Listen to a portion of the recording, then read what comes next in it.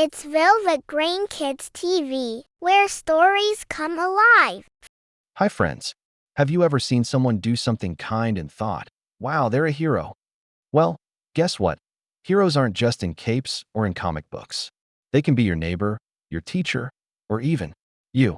Today we're going on a heartwarming journey through a little town where everyday people change lives in big ways. So snuggle up, listen close, and let's meet some real-life heroes, right here in Willowbrook.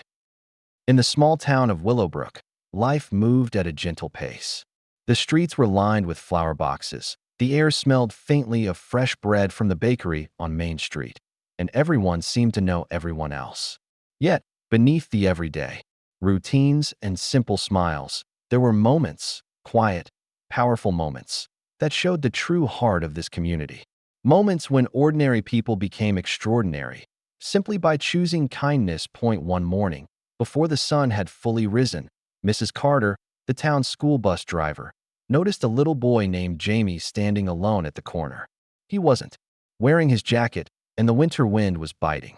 She stopped the bus, stepped down, and gently wrapped her own scarf around his neck. "You keep this until your mom can find you a warmer one," she told him. The scarf was a bright red wool, one her grandmother had knitted years ago, and Jamie's eyes lit up with gratitude.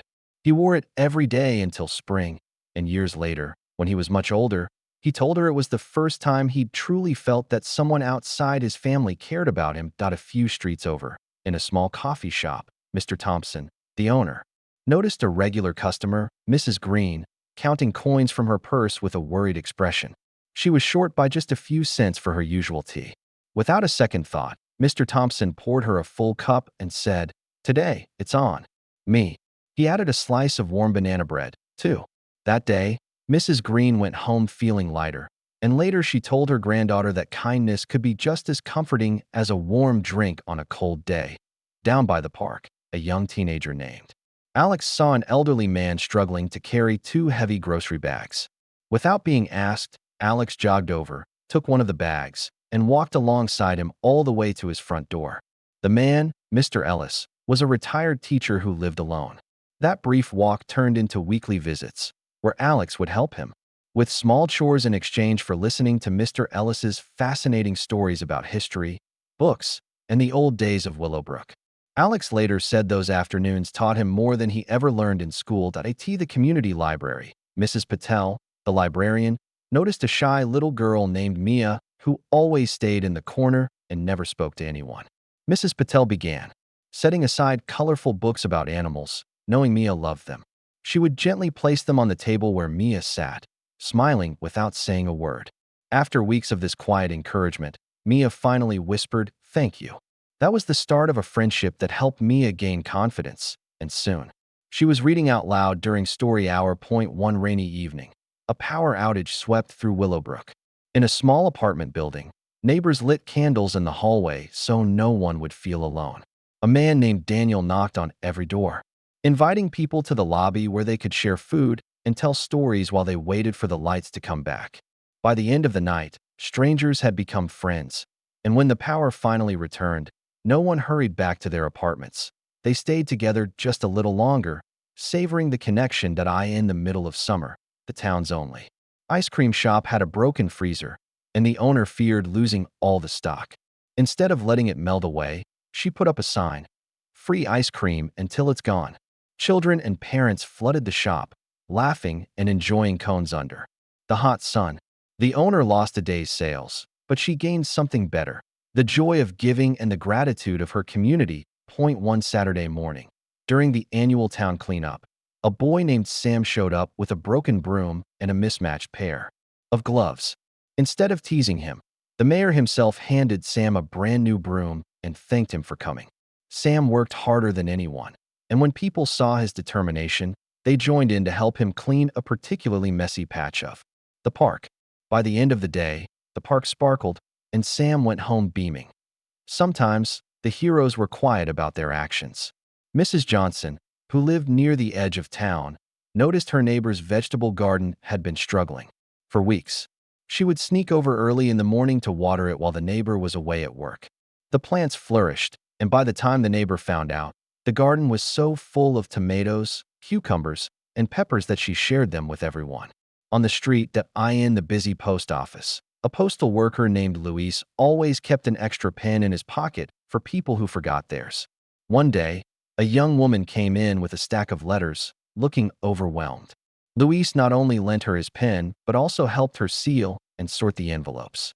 She later wrote in her diary that such small help had made her feel like the world was less lonely. One winter, a snowstorm left the sidewalks slippery and dangerous. Without being asked, a man named Peter woke up at dawn every day for a week to shovel snow from the paths leading to the school. When children and parents arrived, they found safe, clear walkways. Peter never mentioned it, but people noticed, and soon others began shoveling their neighbors' driveways. The town's little flower shop. The owner, Rosa, made a habit of slipping in extra flour into bouquets when she heard they were for someone going through a hard time. She believed that one more bloom could mean one more smile. People began telling her how those unexpected flowers had lifted spirits and even mended friendships. During a local soccer game, a young player tripped and tore his uniform. His teammate, without hesitation, gave him his own jersey so he could keep playing. The boy's parents said they'd never forget that act of sportsmanship. It wasn't about winning the game, but about keeping a friend's spirit alive. Even the smallest acts had ripples. A little girl named Lily made a habit of drawing cheerful pictures and taping them to her front window. Passers-by began to stop and smile, and one day, a woman knocked on the door to say that Lily's drawings had been the only bright spot in her day during a tough time. There was also the time the community came together for the town's oldest resident, Mrs. Whitaker, on her 100th birthday. People baked cakes, decorated her yard, and lined the street to sing Happy Birthday. As she sat in her chair on the porch, tears streaming down her face. She said she'd never felt so loved. In Willowbrook, heroism wasn't about capes or superpowers. It was about seeing a need, big or small, and choosing to do something about it. The beauty was that these acts didn't just help in the moment. They inspired others to act, creating a chain of kindness that stretched far beyond what anyone could see. The next time you pass someone on the street, remember the people of Willowbrook.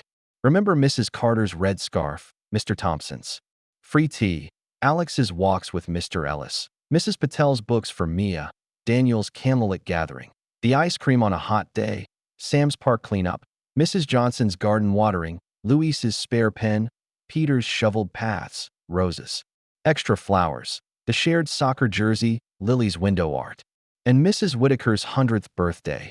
These moments remind us that you don't have to wait for the perfect opportunity to be a hero.